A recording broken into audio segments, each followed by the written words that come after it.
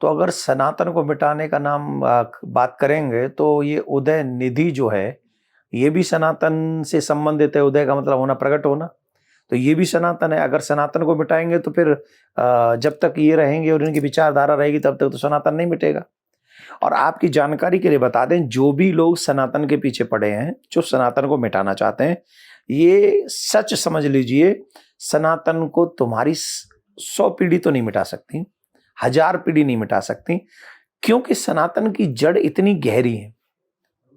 कितनी गहरी है जानते हैं? सूर्य सनातनी है, चंद्रमा सनातनी है, पृथ्वी सनातनी है, अग्नि सनातनी है, जल सनातनी है, वायु सनातनी है। आप कैसे इनको मिटा के देख लो, फिर जी के देख लो। सनातन कहते ही उसको है जिसका आदि मध्य अंत कुछ है ही नहीं, था, है और रहेगा। रही बात दूसरी की, कोई मुझे वीडियो दिखा रहा था, कह रहा है कि बांटना सिखाता है सनातन। बांटना सिखाता है, बांटना सिखाता है। अरे भाई, पहले नॉलेज लो सनातन की। भगवान श्री राम सबरी के हाथ से सबरी के झूठे बेरों को ग्रहण करते हैं, ये बांटना है। भगवान श्याम सुंदर विदुरानी के घर में जाके टूटे हुए पीड़ा पे बैठकर उसके हाथ से दिए हुए केले के छिलके खाकर कहते हैं इन केलों से ज्यादा स्वाद इन छिलकों में है। ये बांटना है, इसको बांटना कहेंगे। और हमारे सनातन में जो कन्या पूजन होता है वो चारों वर्ण की कन्याओं का पूजन करने का अलग अलग महत्व है। और ब्राह्मण को भी, क्षत्रिय को भी, वैश्य को भी चारों वर्णों की कन्याओं का पूजन करने का अधिकार है। ये बांटना है। सनातन को मिटाने की आवश्यकता नहीं, आप जैसे लोगों की मेंटलिटी के इन विचारों को मिटाने की आवश्यकता है।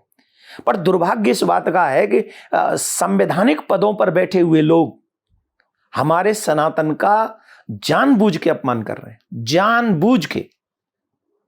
मैं आदरणीय सभी बड़े बड़े पदों पर बैठे हुए लोगों से हाथ जोड़ के एक प्रार्थना करता हूं। संविधान कहता है कि हर व्यक्ति अपने अपने धर्म का पालन स्वच्छंदता से कर सकता है, स्वतंत्र है। लेकिन ईमानदारी से बताइए, कैसे ऐसे लोग हमारे धर्म का अपमान करते हैं? ये हमारी भावना नहीं है। इन भावनाओं का ध्यान कौन करेगा? क्या ऐसे लोगों पर जो संवैधानिक पद पर बैठकर सनातन को मिटाने की बातें करते हैं, ऐसे लोगों पर कड़ी कार्रवाई नहीं होनी चाहिए? होनी चाहिए। कोई हम ब्राह्मणों को अपशब्द बोलता है, कोई साधुओं को अपशब्द बोलता है, कोई मंदिरों को तोड़ता है, कोई सनातन को मिटाने की कसम खाता है, लेकिन दुर्भाग्य से सनातन के हित में कोई कानून नहीं बनता। इसीलिए हमने कहा था ईश निंदा पर कानून बनना चाहिए। अगर हम किसी को बुरा बोले तो हमें सजा मिले, और कोई हमारे धर्म के लिए गलत बोले तो उसको भी सजा मिले। मैं सनातनी जगत से भी निवेदन करूंगा, जाग जाओ। अदरवाइज आज तो वो बोल रहे हैं, कल को वो करेंगे भी। और इसलिए करेंगे क्योंकि तुम लोगों ने अपने धर्म को बचाने के लिए कोई आवाज नहीं उठाई। मुझे नहीं फर्क पड़ता कि वो क्या सोचेगा, लेकिन आपको फर्क पड़ना चाहिए कि वो सनातन को मिटाने का काम कर रहा है, सोच नहीं रहा। एक जगह पे मंदिर तोड़ दिया गया है स्कूल के लिए, मंदिर के करोड़ों करोड़ों रुपए दूसरे बेधर्मियों को बांटे जा रहे हैं, और हमारे बच्चों के सनातन हित के लिए कोई कार्य नहीं हो रहा है। यह सब चिंता है हम सबकी, और हम सबको होनी चाहिए।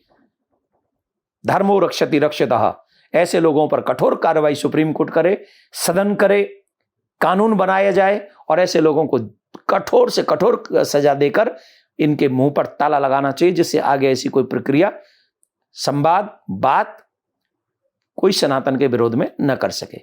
राधे श्याम।